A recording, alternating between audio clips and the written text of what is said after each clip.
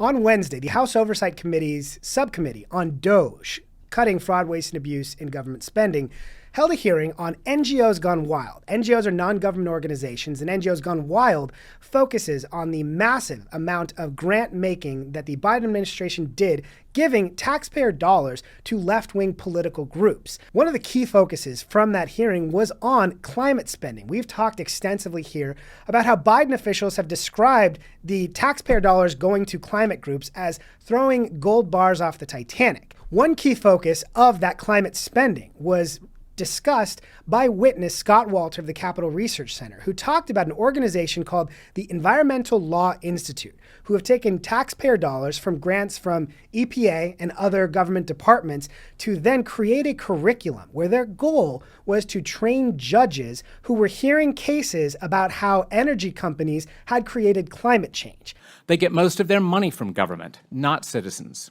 Second, they serve the big government political agenda that fights to centralize power in Washington for the benefit of the left's preferred political party. When you follow the money there, it's easy to understand why Democrats hate DOGE and efforts to cut fraud, waste, and abuse in government so much. When you understand this configuration, the fact that Democrats created these grant programs to go to these NGOs like the Environmental Law Institute so they can train judges to find against energy companies to kill fossil fuels, but also to extract hundreds of millions of dollars in penalties from these energy companies to then cycle back into other Democrat political activities, it's